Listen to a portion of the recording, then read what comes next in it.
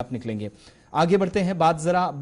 जम्मू कश्मीर इंतजामिया की भी करते हैं, क्योंकि कुछ मजीद अहकामात इंतजामिया की जानिब से सामने आए हैं और एक और ताज़ा हुक्मनामा जारी हुआ है।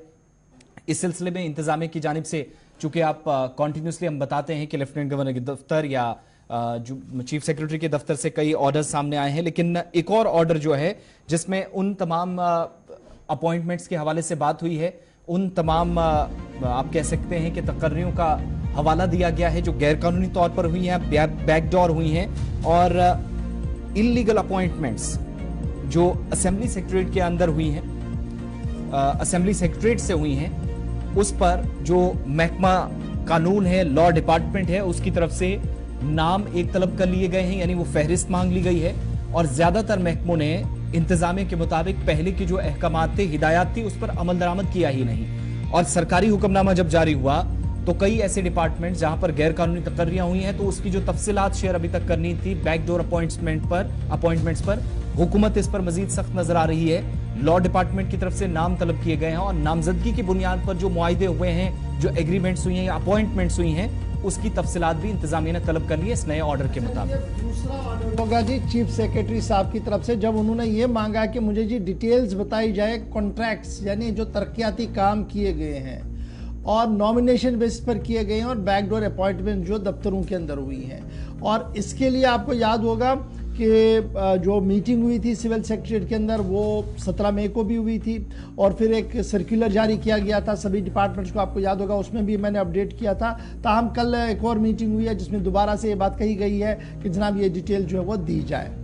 अब ये बड़ा इंपॉर्टेंट है, डायरेक्शन जो दिया गया है उसमें ये कहा गया है लिस्ट ऑफ बैकडोर अपॉइंटमेंट चाहिए जी 2010 से 2023 के दरमियान, 2010 से 2023 के दरमियान। और जो प्रोजेक्ट्स कंप्लीट किए गए हैं उनकी भी फहरिस्त दी जाए। ये प्रोजेक्ट किस तरीके से दिए गए थे ठेकेदारों को, उस डिटेल से भी आगाह किया जाए। और ये आगाह किसने करना है जी, आपने GAD को नहीं करना, बल्कि चीफ सेक्रेटरी साहब को डायरेक्टली ऑर्डर से और चीफ सेक्रेटरी साहब के दफ्तर को ही आपको अपडेट करना होगा। अगरचे लास्ट टाइम की मीटिंग से लेकर अभी तक 1 महीने का वक्त गुजर गया, जब चीफ सेक्रेटरी साहब ने कहा था कि 1 महीने के अंदर अंदर मुझे ये डिटेल्स बताई जाए 2010 से 2023 के दरमियान कितना काम हुआ, कितने काम दिए गए, किस तरीके से अलॉटमेंट्स हुई और कितनी बैकडोर अपॉइंटमेंट्स हुई, लेकिन उस पर ज्यादा काम होता हुआ नजर नहीं आ रहा। लेकिन अब की बार चीफ सेक्रेटरी के दफ्तर ने मजीद सख्ती दिखाते हुए कहा है कि 15 दिनों के अंदर अंदर ये डिटेल चाहिए। और अब ये लग रहा है कि महकमा कानून भी हरकत में आया है और महकमा कानून ने जिस तरीके से सबसे ज्यादा अपॉइंटमेंट्स की बातें पिछले कई दिनों से चल रही थी कि जो साबिका असेंबली थी